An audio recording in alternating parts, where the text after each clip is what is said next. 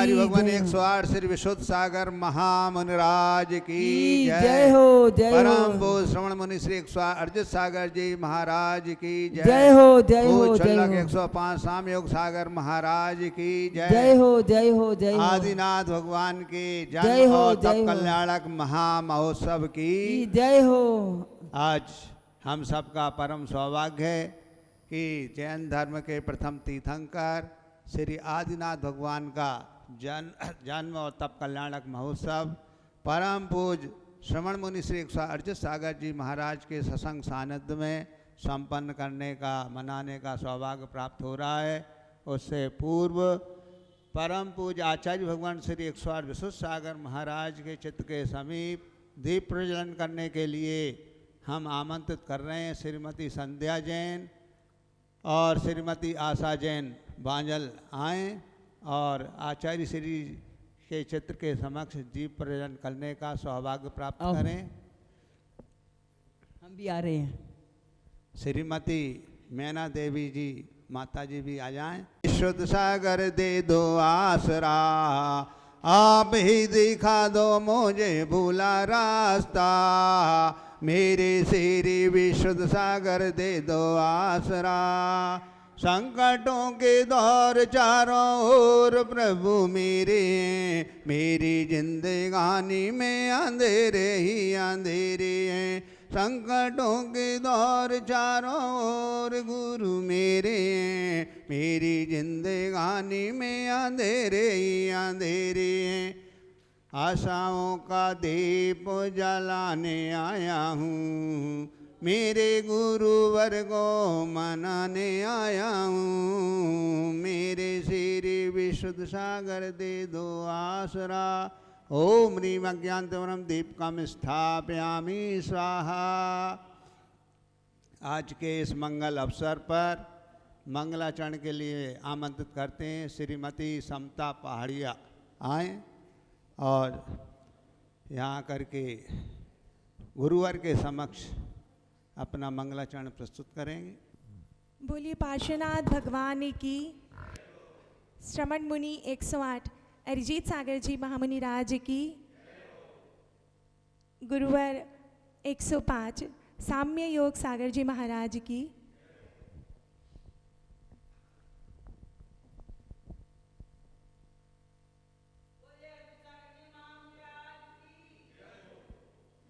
मंगल अरिहंत मंगल सीधा, मंगल साधु पद पाजना, मंगलमय जिनवाणी माता, मंगलमय जिनवाणी माता, केवल कला का पाजना, मंगल अरिहंत मंगल सीधा।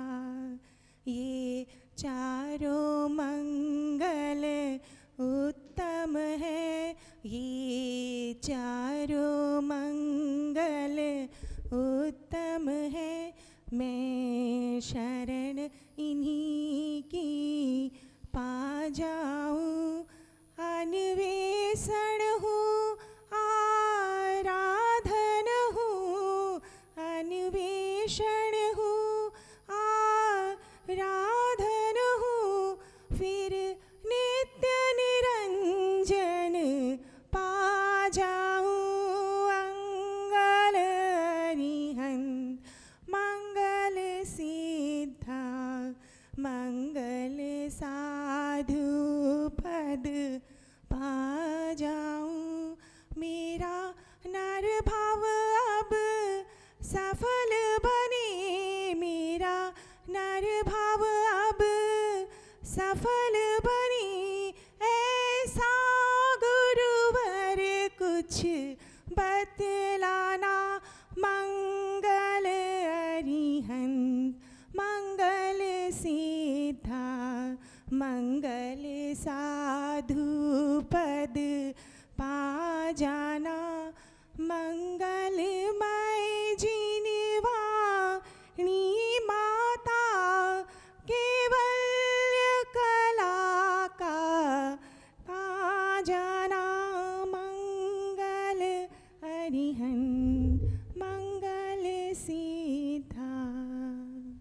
बोलिए जयकारा गुरुदेव का। बोलिए अरिजीत सागर जी महाराज जी की। शुल्लक श्री 105 सोमयोग सागर जी महाराज जी की।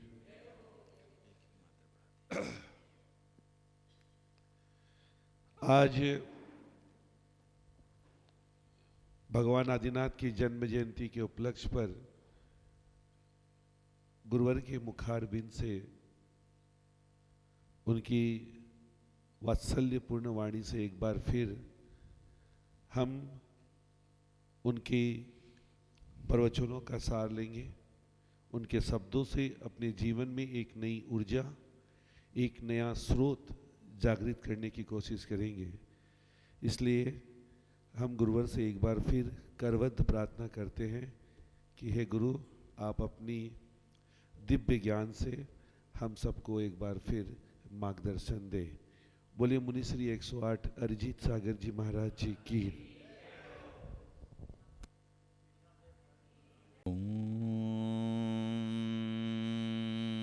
नमः सिद्धेभ्यः।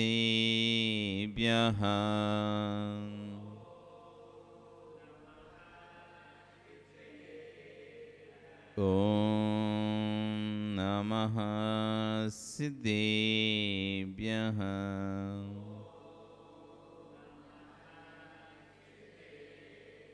ॐ नमः सिद्धेभ्यः।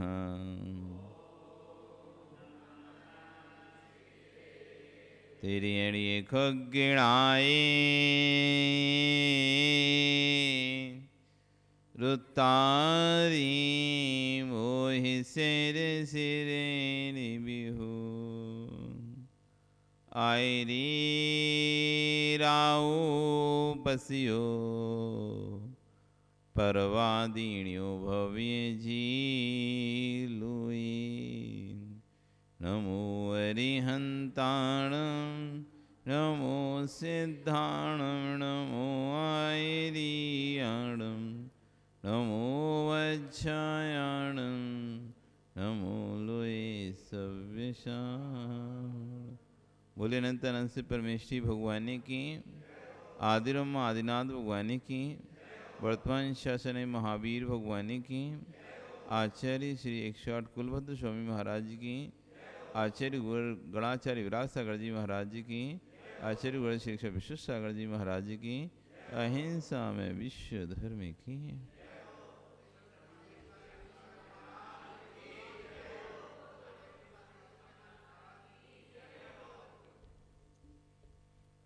बंधु, वर्तमान शासन न्यायिक वर्धमान स्वामी के शासन में तीर्थंकर प्रभु की चरण निश्रा में बैठकर हम सभी जिन देशना का श्रवण कर रहे हैं। कल आचार्य भगवान विश्व सागर जी महाराज अपने प्रवचनों के माध्यम से कुलवद्ध स्वामी महाराज द्वारा जो सार समुच्चय ग्रंथ लिखा गया है उस पर प्रवचनों को देते हुए कल समझा रहे थे, सम्मान किसका, सम्मान किसका। जो सम्मान है वह आत्मा का अपमान है। सूत्र को ध्यान से जीवन में उतारना। आज उनका एक सूत्र अपने जीवन में ध्यान से उतारना। आत्मा की सबसे बड़ी भूल चल रही है, मेरा सम्मान ना चला जाए। व्यक्ति कैसा है, किसके पीछे कर रहा है, सम्मान ना चला है। असत्य का जीवन क्यों जी रहा है, सम्मान ना चला जाए। ये सम्मान किसका, मान का सम्मान। ये कसाय सम्माननी हुई कब है। प्रश्न कई प्रश्नों ने खड़े किए कि सम्मान किसका, मान का सम्मान है, और ये कसाय सम्माननी हुई कब है। जो सम्माननीय है वो किसी से अपमाननीय होता ही नहीं है। जो सम्माननीय है वो कौन है, जिससे हमारा कल्याण होगा वही सम्माननीय हमारे लिए। उसका सम्मान का ध्यान हमें रखना पड़ेगा, वो है आत्मा। आत्मा का सम्मान कब होगा, जब हम आत्मा को दुर्गति से बचाएंगे तब होगा। आत्मा का सम्मान कब होगा, किसी का सम्मान मतलब उसकी आवभगत करना और उसको कष्ट संकटों से बचाना, ये तो उसका सम्मान है। उसको बुला के गड्ढे में पटक देना उसका सम्मान कहलाएगा क्या? किसी को आपने बुलाया और गड्ढे में पटक दिया ले जाके, ये सम्मान कहलाए? सम्मान मतलब किसी को आप आदर देते हैं, ऊंचा स्थान देते हैं, अच्छा स्थान देते हैं, सामने वाले का सब कुछ अच्छा हो, यही तो उसका सम्मान है। चार जगह उसकी तारीफ हो, यही तो उसका सम्मान है। इस तरह से उसे इस आदर देते हैं। ऐसी इस आत्मा का नरक में चली गई तो सम्मान कहलाए कैसे आत्मा का? आत्मा का सम्मान तो तब हुआ जब आत्मा मनुष्य से देव बन जाए। आत्मा का सम्मान तब हुआ जब ये आत्मा मनुष्य से भगवान बन जाए, तब आत्मा का सम्मान होगा। यदि आत्मा मनुष्य से नरक नारकी बन गई, आत्मा मनुष्य से तिरंच बन गई, यह आत्मा का सम्मान हुआ है कि अपमान हुआ है? क्या हुआ सुनिए, सम्मान या अपमान? ये तो आपने अपमान किया, अपनी आत्मा का ऊंचे से लेके नीचे पे गिरा दिया। आश्चर्य कह रहे हैं, तेरे ही हे मित्र, तेरे ही द्वारा होगा। अपमान को ये आत्मा प्राप्त होगी तो तेरे द्वारा ही होगी। कसाय की पुष्टि से पर के सम्मान को प्राप्त हो जाना, यही तो आत्मा का अपमान है। पर से सम्मान को प्राप्त कर रहे हैं शरीर का, और उसके लिए असत्य का जीवन जी रहे हैं। दूसरा हमारा सम्मान करे इसलिए हम बनावटी जीवन जी रहे हैं। कौन सा जीवन जी रहे हैं? यदि आप शांति से अपने आप को निहारेंगे, आपको लगेगा कि मैं तो बिल्कुल बनावटी जीवन जी रहा हूँ, 100% बनावटी जीवन है। मैं हुई नहीं हूँ जैसा मैं जी रहा हूँ, जैसा मैं लोगों को दिखा रहा हूँ वैसा मैं हुई नहीं। तो आचार्यवन कह रहे हैं, आत्मा का अपमान है। पर के द्वारा सम्मान प्राप्त होना आत्मा का अपमान है। आत्मा के द्वारा ही आत्मा का अपमान हो रहा है। दूसरा पुरुष तुम्हारे तन का अपमान कर सकता है, पर चेतन का अपमान तो तू ही अपनी आत्मा से करेगा। जितने भी जीव विराजते हैं, इनमें से कौन सा ऐसा जीव है जो भगवान आत्मा नहीं है? आचार्य ने प्रश्न किया, इतने सारे जीव हैं, इनमें से ऐसा कौन सा जीव जो भगवान नहीं बनेगा? किसमें भगवान बनने की सामर्थ्य नहीं है? सबके अंदर सामान्य है। जिन प्रतिमा को आज आप नमस्कार कर रहे हो, वो एक इंद्रिय जीव, जो पाषाण एक इंद्रिय जीव जिसे आप प्रतिमा समझ के पूज रहे हो, प्रतिमा समझ के नमस्कार कर रहे हो, वो वास्तव में एक इंद्रिय पाषाण जीव है। उसमें भी भगवान बनने की सामर्थ्य है। एक इंद्रिय जीव में भी भगवान बनने की सामर्थ्य है। जिन तीर्थंकर प्रतिमा का तुम सम्मान कर रहे हो, अभिषेक कर रहे हो, पूजन कर रहे हो, वे कभी मेरे जैसे जीव थे कि नहीं थे? आपके जैसे जीव थे कि नहीं? किसी ना किसी पर्याय में मनुष्य होंगे कि नहीं होंगे? हे जीव, द्रव्य दृष्टि से सभी भगवान आत्मा हैं। आप जैसे थे। अपनी सोच को विशाल करो। यदि घर के बाहर श्वान भी खड़ा हो तो उसको डंडा मारकर मत भगाओ, वो भी भावी भगवान हो सकता है। जब तुम श्वान में भगवान देखोगे, फिर इंसान में भगवान ना देखेंगे, ऐसा हो ही नहीं सकता। जिस जीव को श्वान में भगवान दिख जाएंगे, इंसान में भगवान क्यों नहीं दिखेगा? कह रहे हैं कि मिथ्या दृष्टि जीव को भी गाली देना बंद करो। मारीची सम्यक दृष्टि जीव था या मिथ्या दृष्टि जीव था? मिथ्या दृष्टि था। किसके संरक्षण में आया भगवान? आज किसका जन्म महोत्सव मना रहे हैं आप? आदिनाथ भगवान का जन्म महोत्सव मना रहे हैं। और आदिनाथ भगवान ने भी ना जाने कितनी पर्यायों को भोगने के बाद इस अंतिम चरम शरीर पर्याय आदिनाथ के रूप में जन्म लिया था। और उन्हीं का पोता मारीची, जो उन्हीं के संरक्षण से निकलकर अनेक मतों को चलाया, और वही जीव आगे जाके भगवान महावीर बन गया। जो मिथ्या दृष्टि था घोर, अनेक अपने ही धर्म का घात करने वाला था, और आगे जाके अपने ही धर्म का पोषक करने वाला बन गया। आचार्य कह रहे हैं, तीर्थंकर के संवर से भागकर घोर मिथ्या दृष्टि जीव मारीची निकला, लेकिन यही जीव महावीर बना। तो मारीची को गाली दे रहे हो, ये भविष्य के महावीर भगवान को गाली दे रहे थे। उस समय कोई मारीची गाली दे रहा था तो बोल रहे हैं आप मारीची को गाली दे रहे थे, या भविष्य के माहिर भगवान को गाली दे रहे थे। तुम अपने भाई को भी गाली दे रहे हो तो तुम भविष्य के भगवान को गाली दे रहे हो। तुम अपने शत्रु को भी गाली दे रहे हो तो भविष्य के भगवान को गाली दे रहे हो। दूसरी दृष्टि से देखो, सभी जीव द्रव्य हैं कि नहीं है? जीव द्रव्य हैं। हे श्रावको, हे श्रवणों, यदि आपने किसी जीव का अशुभ चिंतन भी किया है तो आज आप प्रतिकोण कर लेना। किसी योगी के मन में, किसी श्रावक के मन में यदि सम्यक दृष्टि है, यदि किसी जीव के प्रति अशुभ भाव आए हैं तो आज ही प्रतिकोण पढ़ लेना। तस्मिच्छामि दुक्कडम, मैंने भावी भगवान को गाली दी है। भावी बनने वाले भगवान के प्रति अशुभ सोचा है। आज तक आपने प्रतिकोण नहीं पढ़ा हो, किया है तो आज पढ़ लेना। यदि किया है तो कोई विकल्प यदि किया होता तो विकल्प नहीं आते, पढ़ा ही नहीं है। क्यों? मुनि का आवश्यक कर्तव्य है प्रतिकोण। जो जीव एकांत में संपूर्ण द्रव्यों को एकत्वभूत परमात्म शक्तिमान कहते हैं, संपूर्ण ब्रह्मांड परम शक्तिभूत हैं, तो ज्ञानी जीव अजीव का अभाव हो जाएगा। सभी जीव में हुआ एक दृष्टि। दूसरी दृष्टि से निहारिए।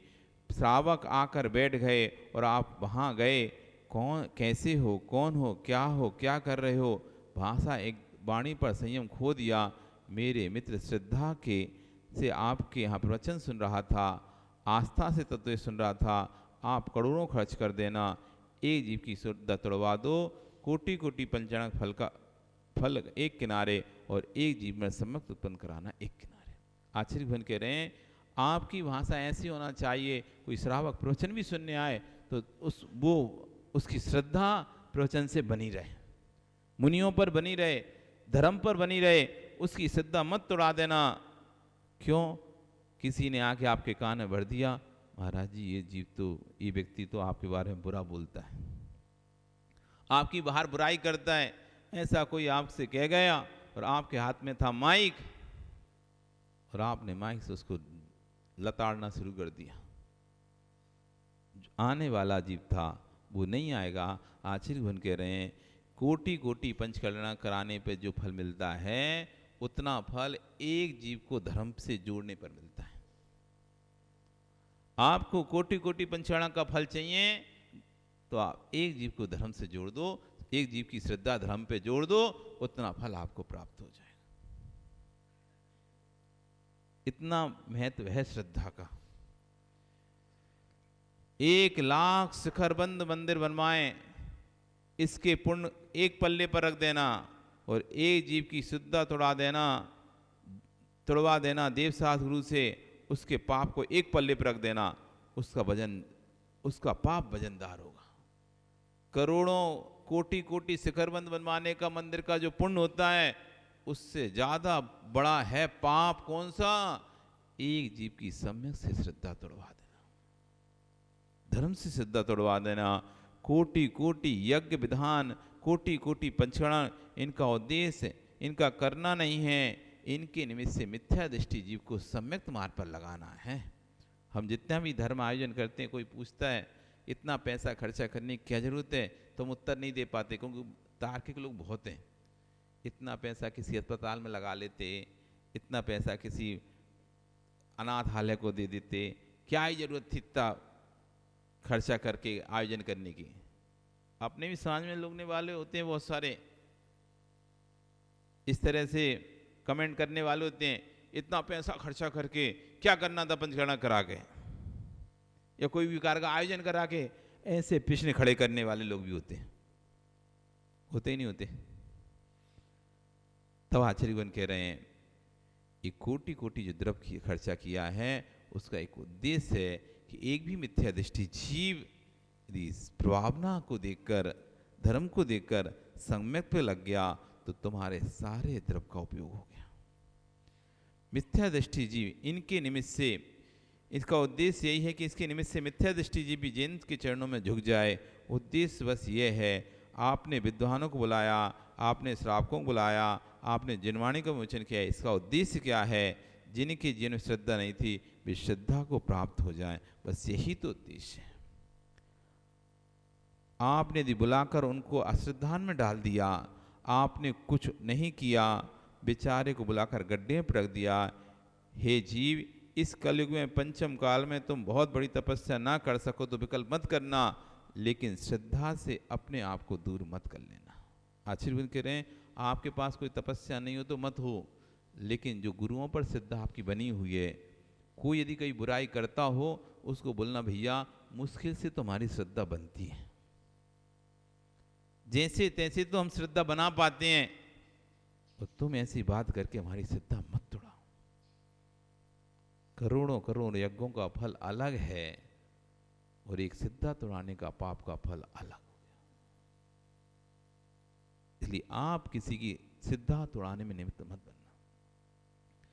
कुछ भी हो जाए, आपने कुछ देखा है, गलती आपको पता चली है, तो आप अपने भीतर रख लो।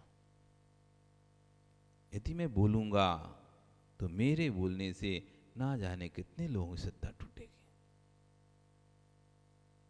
अपने अंदर ग्रहण करो, श्रद्धा से दूर मत कर लेना, विश्वास से दूर मत कर लेना। जगत में कह देना कि सूख तो सकता हूँ, भूखे सो सकता हूँ, मैं सूख सकता हूँ, भूखे सो सकता हूँ, भीख मांग कर खा सकता हूँ, लेकिन किसी दाव में आकर बीतराग मार्ग के धर्म से दूर नहीं हो सकता। धर्म अनंत बार प्राप्त नहीं किया है, धर्म अच्छी तरह से एक बार भी प्राप्त कर लिया होता, इस कलिकाल में नहीं आना पड़ता। आचार्य बन कह रहे हैं, हमने कहते हैं ऐसा कि हमने अनंत बार जैन धर्म को प्राप्त किया, अनंत बार जैन धर्म को प्राप्त किया, लेकिन जैन धर्म में उत्पन्न हुए हम जैन कुल में, धर्म को प्राप्त हमने एक बार नहीं किया। जैन कुल में उत्पन्न हुए हैं, लेकिन उत्पन्न होने के बाद जैन धर्म के मर्म को हमने आज तक समझे नहीं है। यदि समझ लेते तो ऐसे पंचम काल में, कलिकाल में आने नहीं पड़ता। इस खोटे काल में हम यहाँ पर विराजमान हैं, बैठे हुए हैं, इसका मतलब ये कि हमने धर्म के मर्म को अभी तक समझा ही नहीं है। हमने सिर्फ क्रियाओं को समझा और क्रियाओं में लगे रहे और उसी में चले गए, उसी में ही अपना जीवन व्यतीत कर लिया। लेकिन जो धर्म का मर्म था, परिणामों की विशुद्धि, स्वयं की रखना और दूसरे की रखवाना, ये हम सीख ही नहीं पाए। हमें कभी फर्क ही नहीं पड़ता कि हमारे द्वारा किसी को दुख हो रहा है कि नहीं हो रहा। बोलते समय जब कसाय आती है व्यक्ति को, जब गुस्सा आता है, कसाय आती है, फिर उसका विवेक सब एक साइड रहता है, उसे मतलब नहीं था उसके शब्दों से कौन दुखी होगा। फिर तो वो बोलना चालू कर देता है, कोई दुखी हो चाहे नहीं हो, उस अपना भड़ास कहते हैं जो निकालना शुरू कर देता है। आश्चर्य में करें, अनंत बार धर्म अनंत बार प्राप्त नहीं किया हमने, एक बार भी धर्म को प्राप्त कर लेते तो अनंत भव भटकने नहीं पड़ते, इस कली काल में नहीं आना पड़ता। जगत के पुद्गल के टुकड़ों में अपनी पर्याय को प्रवाहित नहीं करना। जीवन में एक श्वास के कोटि कोटि खंड कर दो। एक श्वास कितनी देर लगती है? कितनी देर लगी सैले से एक श्वास लेने में?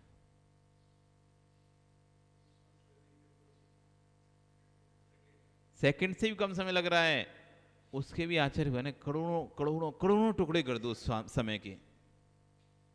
कितना सूक्ष्म समय हो गया। एक काल खंड में कि 1 करोड़वा हिस्सा बचेगा, उतने काल प्रमाण भी सच्चे धर्म से मैं अच्छी श्रद्धा जग गई तो नियम से निर्वाण प्राप्त हो जाएगा। सम्यक दर्शन प्राप्ति में करण परिणाम होते हैं, अधाकरण, अपूर्वकरण, अनुवृत्तिकरण, ये 3 करण परिणाम होते हैं। सम्यक दर्शन जिसको प्राप्त होता है उसके भी करण परिणाम चलते हैं। तो उसमें जो अंतिम जो करण परिणाम होता है उसमें तो कह रहे हैं कि जो अनंत कोटि कोटि करोड़ों अनंत समय का जो कर्म अपने आत्मा में बंध के रखा है, एक श्वास काल प्रमाण भी सम्यक दर्शन होता है तो सारा जो कर्म है वो अर्ध पुद्गल प्रवातन शेष रह जाता है, अंता कोड़ा कोड़ी शेष रह जाता है। जितना कर्म है 1 करोड़ गुणित 1 करोड़ के अंदर का रह जाता है बस, और जो अनंत अनंत करोड़ों का कर्म था वो सब समेट कर इतना सा रह जाता है। एक श्वास काल प्रमाण भी यदि आपको वो हो जाए सम्यक दर्शन, और जिसको एक बार सम्यक दर्शन हो गया उसका निर्वाण का टिकट पक्का है। अर्ध पुद्गल वर परावर्तन के अंदर अंदर नियम से उसको निर्वाण जाना ही जाना है, कोई उसे रोक नहीं सकता है। इतना है एक श्रद्धा का महत्व। एक काल के लिए, काल की सबसे छोटी इकाई समय है, समय से छोटा कोई और नहीं है, समय से कोई काम नहीं है। पलक के ऊपर से नीचे हुआ उसी में असंख्यात समय हो गए। एक समय प्रमाण भी जीव को समय दर्शन प्रकट हो गया तो कितने ही भटक ले, नियम से जीव निर्वाण को प्राप्त होगा, उसे कोई टाल नहीं सकता। इसलिए मारीचों को गाली मत देना, असिद्धि को ही सिद्ध करना होता है। न्याय शास्त्र पढ़ो। जिसको व्याकरण व सिद्धांत का बोध नहीं है वो अनर्गल भाषा का प्रयोग कर सकता है, तत्व की व्याख्या नहीं कर सकता, भाषा का उपयोग नहीं कर सकता, साध्य को सिद्ध नहीं होता, असिद्ध को सिद्ध करना पड़ता है। आचार्यगण कहते हैं पिसे को नहीं पीसना पड़ता, बिना पिसे को पीसना पड़ता है। किसको पीसते हो अनिल? आटे को, गेहूं को? है क्या आटे को? आटे को नहीं पीसते ना। यही आचार्यगण कह रहे हैं, असिद्धि की ही सिद्धि होती है, सिद्धि की सिद्धि नहीं बनती। भगवान भगवान नहीं बनते हैं, भगवान भगवान नहीं बनते हैं। जो संसारी जीव है, जो कर्मों से लिप्त जीव है, ऐसा इंसान ही भगवान बनता है,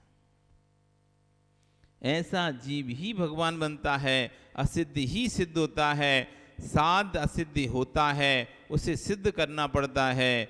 आज हम असिद्ध हैं इसलिए सिद्धि में लगे हैं, आज हम असिद्ध हैं, अभी भगवान नहीं बने इसलिए भगवान बनने की सिद्धि में लगे हुए हैं। साध असिद्ध होता है। माँ रोटी को रोटी बनाती है या लोई को रोटी बनाती हो? रोटी को रोटी बनाती है, लोई को बनाती है? लोई को बनाती हो। आपके यहाँ रोटी को रोटी नहीं बनाया जाता, रोटी सिद्ध है, लोई असिद्ध है, असिद्ध को सिद्ध किया जाता है। आप कहो कि कच्ची है, उसको फेंक दो, फेंक दो भैया, फिर पक्की कहाँ से लाओगे? पक्की रोटी तो कच्ची रोटी से ही बनेगी ना, कच्ची से ही तो पक्की बनेगी। ऐसे कच्ची कहकर यदि फेंक दिया तो सारे आटा फेंकते चले जाओगे, कभी रोटी बन ही नहीं पाएगी। ऐसे ये खराब आदमी, ये खराब है, ये खराब है, ये खराब है, ऐसी सबको खराब कह के हटाते जाओगे तो अच्छा तुम किसको बनाओगे? खराब में से तो अच्छे निकलते हैं। कच्ची लोई जब रोटी आकार आएगी और सेकेगी, रोटी फूलेगी, फुल्का कहलाएगी। लेकिन रोटी फुल्का कहाँ से बना? उसी कच्ची रोटी लोई से बना है। मिथ्या दृष्टि जीव नहीं होते तो सम्यक दृष्टि जीवों की संख्या कहाँ से बढ़ती है? मिथ्या दृष्टि में से तो सम्यक दृष्टि निकलेंगे, सम्यक दृष्टि में थोड़ा ना सम्यक दृष्टि निकलेगा। सम्यक दृष्टि नहीं होते तो वृत्ति और महावृत्ति कहाँ से होते हैं? देश वृत्ति महावृत्ति नहीं होंगे तो भगवान अरिहंत कहाँ से होंगे? जब अरिहंत नहीं होंगे तो सिद्ध कहाँ से होंगे? ज्ञानियों, बुद्धियां चोटियों पर चली गई हैं। जिस दिन बुद्धि बुद्धि नहीं रहेगी उस दिन समझ में आ जाएगा किसी की अवमानना मत करो, किसी की अवहेलना मत करो। जिसे तू डांट रहा था वही मुनि बनकर जब आ गया तेरे द्वारे पर, उसे नमोस्तु करोगे कि नहीं करोगे? और जिस मुनि को तू ये कह रहा था, तेरे देखते देखते केवली जिस मुनि को तुम तू कहकर बुला रहे थे, ये कहकर बुला रहे थे, तुम्हारे देखते देखते वही केवली बनकर बैठ गए। बताओ तुम क्या करोगे? कमठ से पूछ लो। पारसनाथ पर उपसर कर रहा था, उपसर करते करते वही पारसनाथ केवली हो गए, और वही कमठ का जीव जो उपसर कर रहा था उन्हीं के संरक्षण में हाथ जुड़कर बैठ गया। ना मैं शत्रु ना चा में प्रिया, ना कोई मेरा शत्रु है और ना कोई मेरा मित्र है। आपका समय हो गया, कल फिर आओगे। पर्या रही तो जहाँ भी होंगे वहाँ फिर चर्चा करेंगे। बोलिए भगवान